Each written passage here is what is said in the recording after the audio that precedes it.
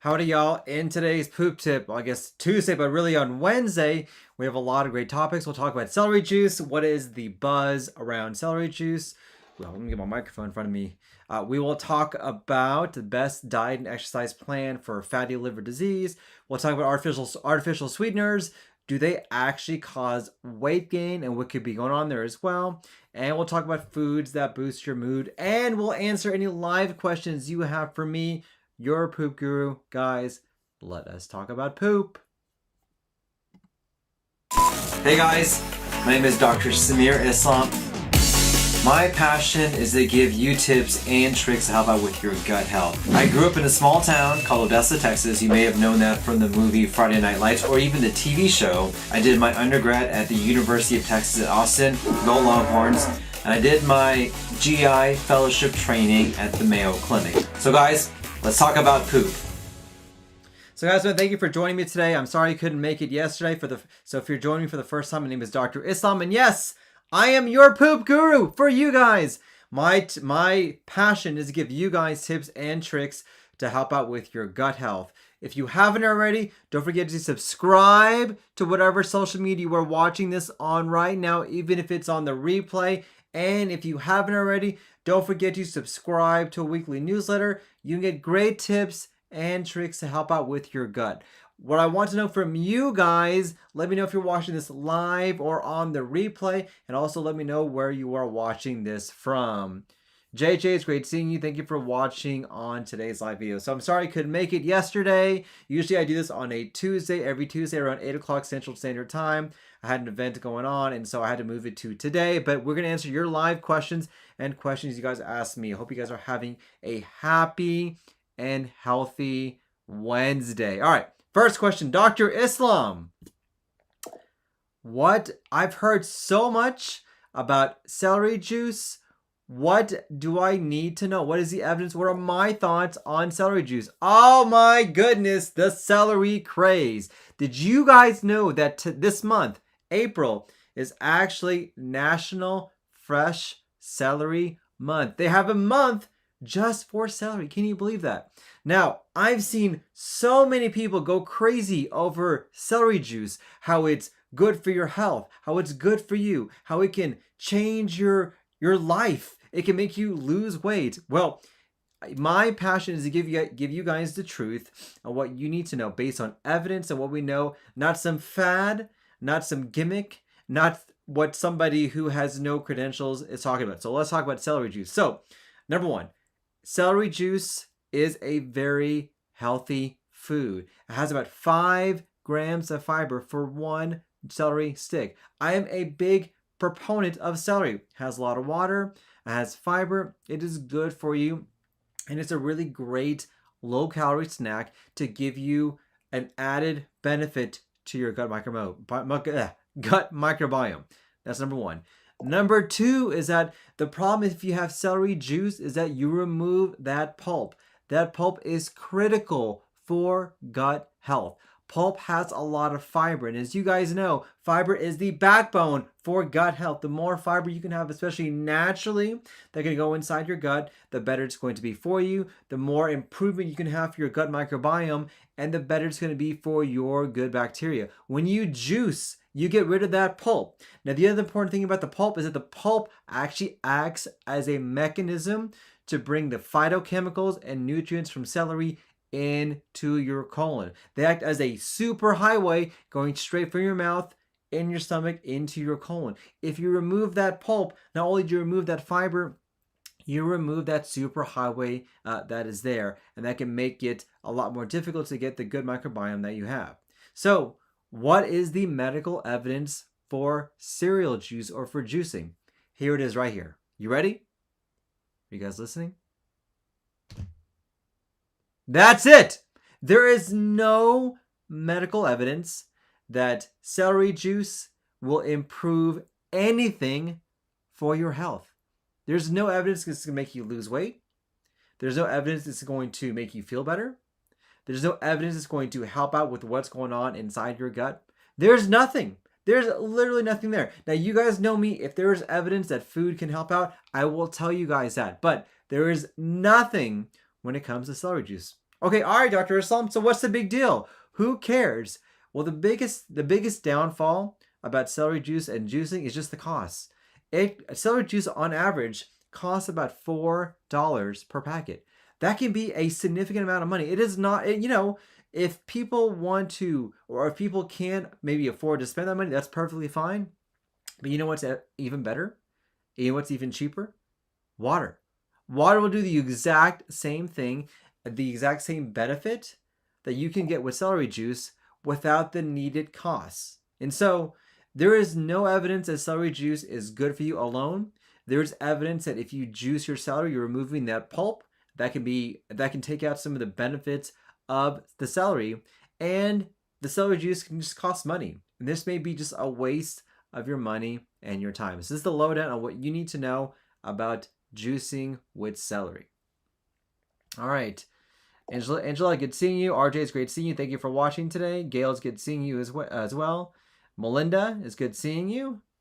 Envy, the funny, it's great seeing you as well. And Pamela's good seeing you guys. Thank you guys for watching on the live channel. So we'll answer some questions really quick. So JJ, very good question. Doc, is it bad that I have a little blood in my poop? It happened twice. So I will tell you this, and I tell this to everyone. Very good question. Rectal bleeding or blood in your stool is never something to ignore. Now, in most people, it is not a big deal. It may be a small little hemorrhoid or a small little tear. But the worrisome thing is that there's something actually growing inside that colon.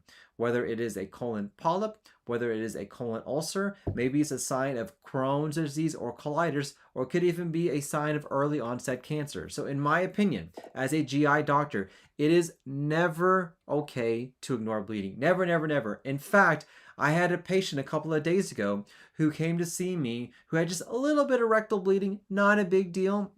At least they thought it wasn't a big deal.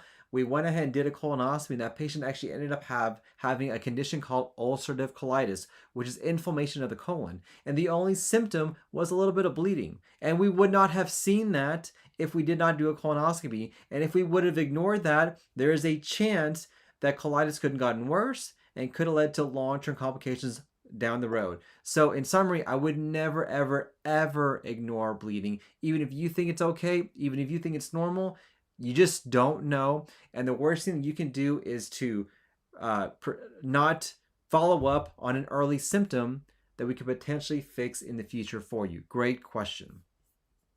All right. Perfect.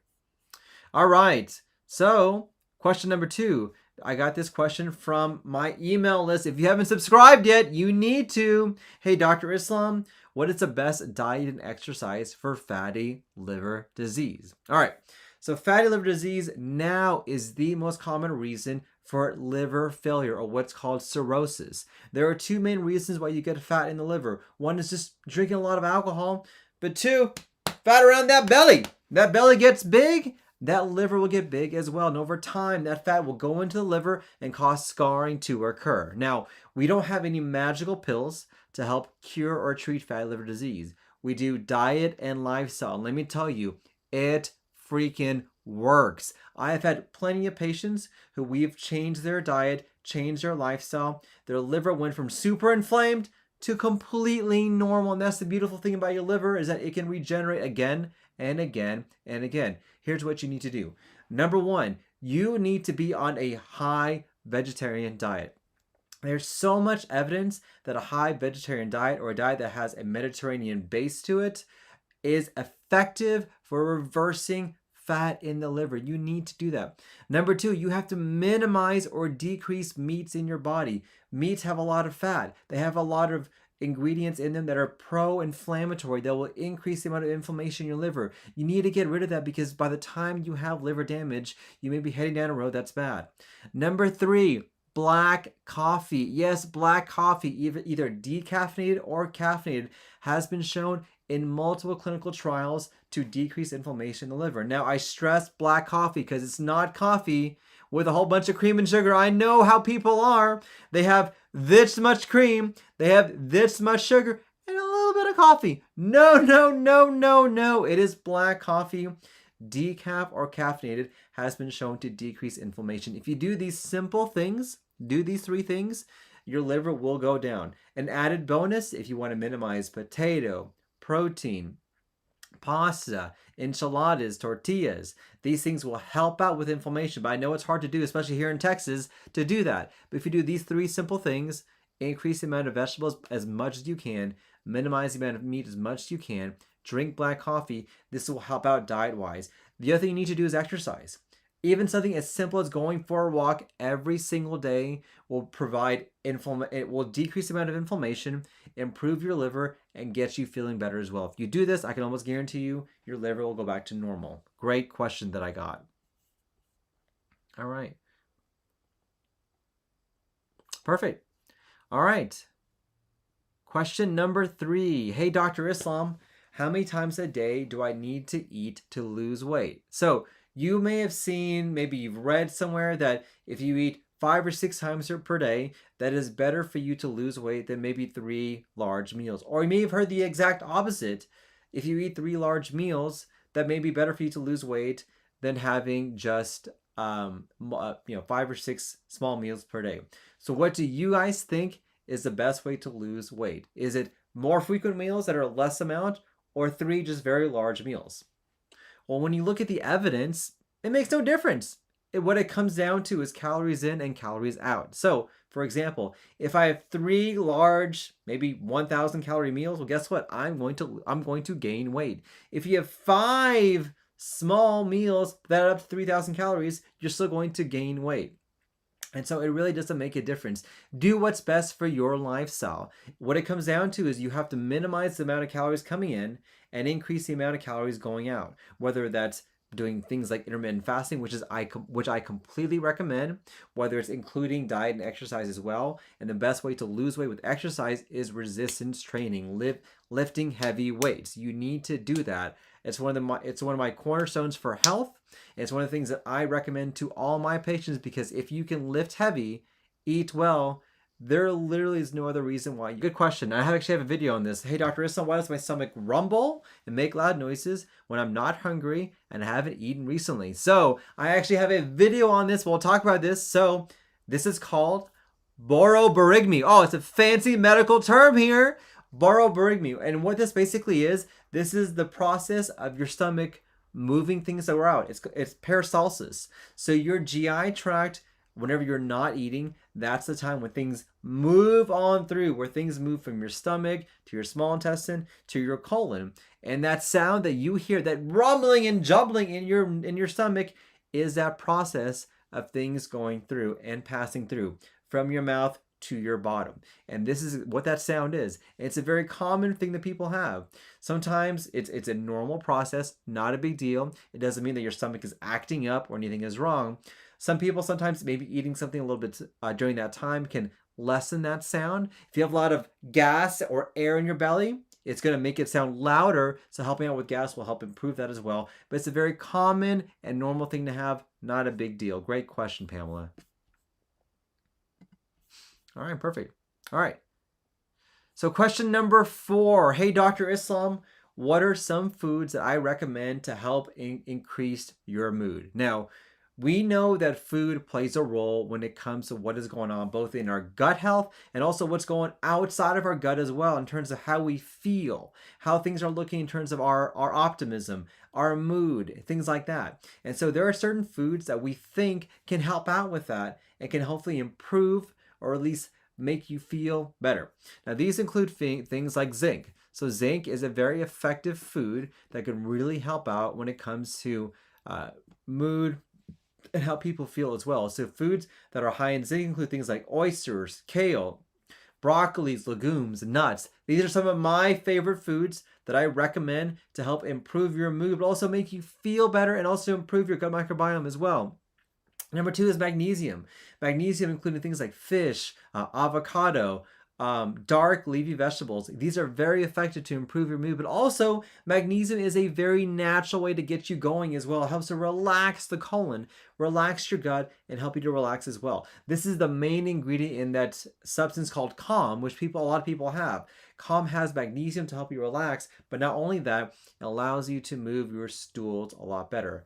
Foods that are high in vitamin B, like asparagus, leafy vegetables, also avocado, can also improve your mood. And then lastly, fermented foods. Yes, I'm a huge proponent of fermented foods. In fact, I had a patient ask me a couple of days ago, is this something I recommend? And absolutely 100% I recommend. Fermented foods will improve your mood, but not only that, it is a great prebiotic for your gut microbiome. Prebiotics are foods that can help to enrich what is going on inside your GI tract. They act as fuel to the fire, and it can really improve what is naturally going on. These are much more effective than probiotics, and they work a lot more effectively than any other way that we can do to improve your gut microbiome. So these are things that we can do to hopefully improve your mood and get you feeling better as well.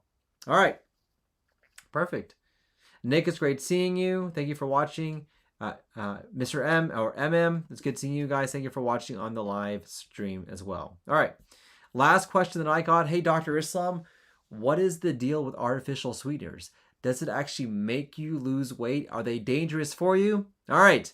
So I get a lot of questions from a lot of people about different topics, and some topics are things that people have heard about on social media, and some are topics that other physicians have talked about and told them what to do, and they're wanting to come to me for advice. So let's get the lowdown on artificial sweeteners. So there's two main things I want to talk about. Number one, does it change your weight?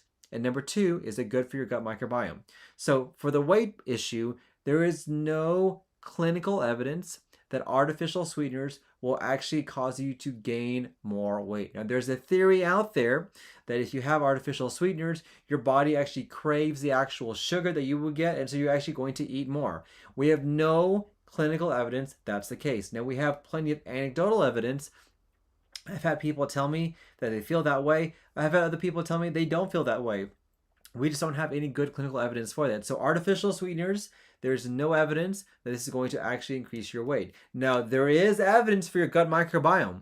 And we are seeing a lot of evidence that these artificial sweeteners can actually change your gut microbiome, make it worse, make it more inflammatory, and can predispose you to certain conditions like C. difficile diarrhea. And we are seeing evidence for that. And so this is one of the reasons why you should maybe be careful about artificial sweeteners, because it could be a way for you to increase the bad bacteria inside your gut and make it more likely for you to have conditions related to that. But we have no evidence that it's going to actually increase your weight. Great question.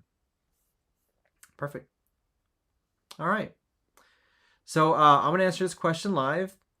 Saya Mia says, hey, doctor, how would I know if my gastritis is getting better, and why at the same time am I having a hard time swallowing food? Very great question. So we don't really have any good way for us to know if your gastritis is getting better without symptoms, or basically in terms of how you are doing. And so if we don't know that, we're not sure exactly what else we can do to get that taken care of for you. Sometimes we can know that based on how you feel, what your symptoms are, or if we take a look with endoscopy. Now, the swallowing issue is a very, very good question, so I'm glad you asked that.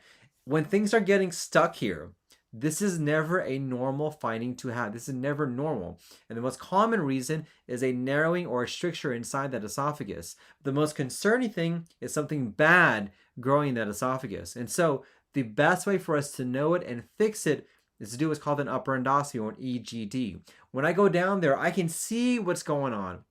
I can see if there's a narrowing. I can see if there's a stricture. And at the same time, I can either open up that stricture and dilate it, or at least take biopsies to find out why. So if you are suffering from difficulty swallowing, it's not normal. It needs to be investigated, and we can find out an answer for that. It's a great question that you asked. All right, perfect.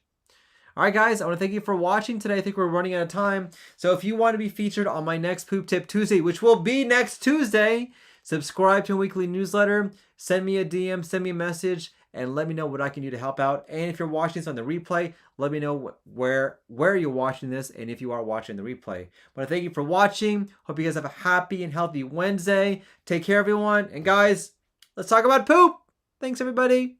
hope you have a happy and healthy day. Take care, guys.